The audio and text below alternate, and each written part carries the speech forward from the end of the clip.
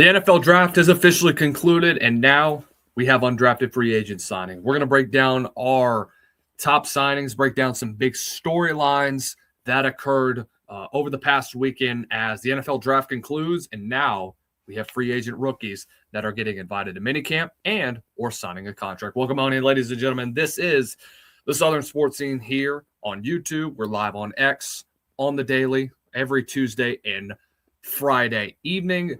Everybody do us a favor, hit the like and share button down below. Turn on the bell notifications so that you are notified every time we go live, post a new video or post a new short here on the Southern Sports Scene. As always, thank you to our friends at FrostBuddy. Going over to frostbuddy.com, use that promo code SSS15 to get 15% off of your first purchase on all things cups, mugs, tumblers, whatever it is that you need to get your day started.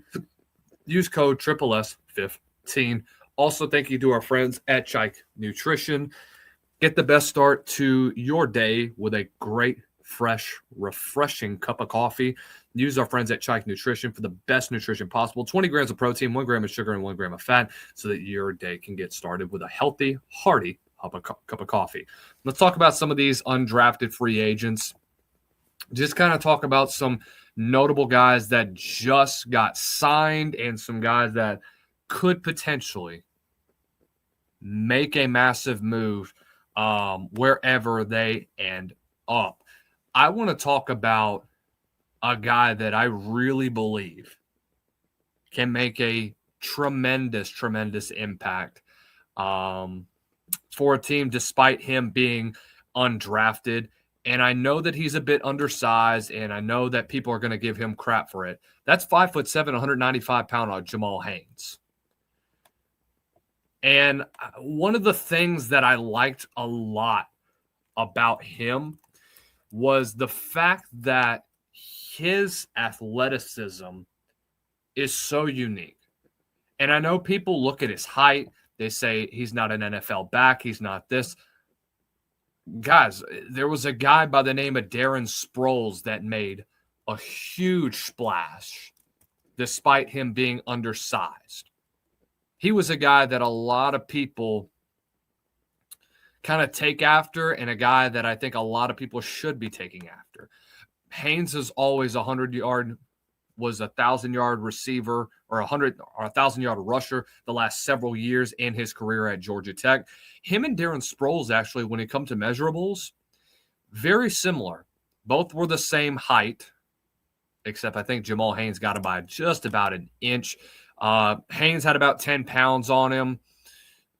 Both ran very similar 40-yard dashes. Darren Sproles ran a 4.46 at the 40.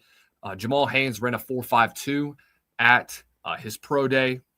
Both were fairly strong. Here's the thing, though, is that when it comes to quick bursts, 10-yard splits, etc., and 20-yard splits, Jamal Haynes was faster. Who's to say that Jamal Haynes doesn't work out with the Bengals, which is where he's at right now? Maybe in the preseason, they use him in a lot of variety of different packages. Maybe he finds himself on special teams, whether it be on kick return, whether it be on punt return. Maybe they get him out into the field. They use him as kind of a gadget type of player, get him out of the backfield on screens, get him running the ball on outside zone. Guys, he can make the 53-man roster, and he can be fully developed. Very physical running back as well. Is not going to go down after initial contact, and he's one of those guys that absorbs contact. I mean, that's the whole mentality that Buster Faulkner and that Georgia Tech offense prided themselves on this past year, and that's why they were so successful being a physical smash-mouth football team running the football. And they were one of the best rushing offenses in the ACC for good reason this past year. I think Jamal Haynes is going to be able to tote the load a good bit for 2026. I know that production-wise wasn't as good. Know that he did struggle at times. But I still think that there is a good chance Jamal Haynes finds himself as a productive running back. I know that he hasn't had as good in production. I know that he hasn't been as good when it comes to blocking and other things like that. Guys, his athleticism is through the roof, though. I think if he is going to be successful, I think that a guy like him is going to find ways to improve in his game, get into an NFL system like what the Bengals have. If he is able to develop well, I think he has a very long future in the NFL. And if it's not long, hey, he's going to find a way to make a roster and make some special teams plays. Some other guys that I think could make a big splash is Tyron Montgomery from John Carroll College. Initially was a walk-on at Nicholls State. Montgomery didn't find any playing time there, ended up going to D3, made the Senior Bowl this past year, made a big splash there, ended up being an undrafted free agent. I think he's going to find his footing. I think he's going to have a tough spring. All right, he's going to have to really show out in order to make a 53. I know that he's in a peculiar position because of the competition level that he played against, but I will say this. He is a very talented guy. Make no mistake about that.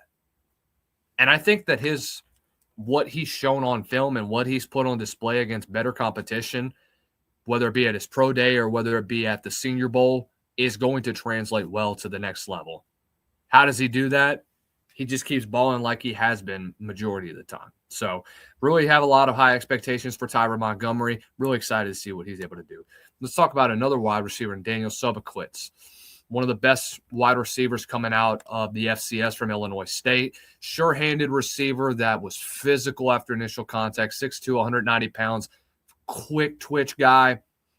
40-yard dash is not the greatest at 4.63, but he can get up there.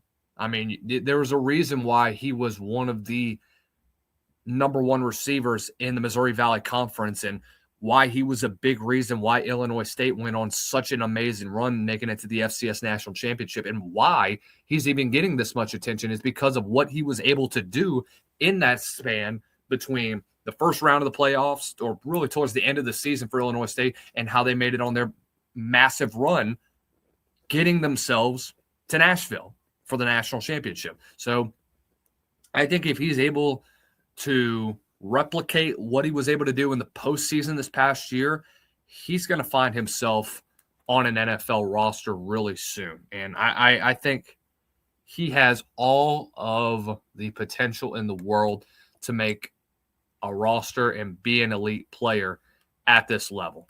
Will he do it? Can he be that next Cooper Kupp level type of athlete that was kind of underlooked and undervalued at his position? We'll see what happens. Michael Trigg at tight end, gifted athlete, man. The only problem is that he's a freak of nature. Make no mistake about that. But how does his production from what he was able to do at Baylor and an offense that was very air raid style, how does it translate to the NFL? It's obviously going to be a bit different for him, but my thing is that he is going to, how should I say this? How is he going to be able to sustain blocks? How is he going to be just more than just a receiving tight end? Because let's just be honest. His blocking hasn't been great. I think it could have been a lot better this past year. I would like for him to be a lot more physical. And his hops, I mean, he has a 27.5-foot vertical or 27.5-inch vertical. So not very impressive at that department at all. Is it a concern for teams? I don't think that measurement should be a concern, but I do think that how he plays at points is a concern. So would like him to be more physical as a tight end, but we'll definitely see if he's able to make a roster. Isaiah World from Oregon was a guy, in my opinion, that coming into the transfer portal this past year, one of the best offensive tackles coming from Nevada. I thought him transferring to Oregon, I think he would have had a great opportunity to be a top 100 pick this past year or this year. Unfortunately, tore his ACL Didn't do very well when it came to production and athleticism. I did still expect him to be drafted, but again, he's tight-hipped, does tend to pop up with a narrow base, does tend to overset at times on the outside, especially in pass protection. His fluidity does diminish his timing for combo blocks, so he's definitely got to work on that, but he has a lot of fine-tuning to do if he's going to make a roster, but the talent is there. Make no mistake about it. Let's get on to the guy on our final list for my undrafted free agents, and that's the guy that I think a lot of people are talking about. It's Diego Pavia. A lot of people were speculating because he didn't get signed the first couple days. Okay, maybe the UFL is in his future. Just got invited to Ravens rookie minicamp. I don't know if with his height and the way that he plays, he's tough. He's a very productive guy and he wins. The problem is that he's not as athletic as we think. He's a competitive guy. Make no mistake about that. But I think his outburst and the way that he carries himself does tend to rub NFL teams the wrong way.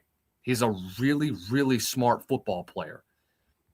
But I don't think he's a pocket-style quarterback the way that NFL teams are expecting the guys. Guy that can really step up and make big throws. I watched him personally at the Senior Bowl. I just wasn't impressed. You know, he had a lot of bad connections that he made.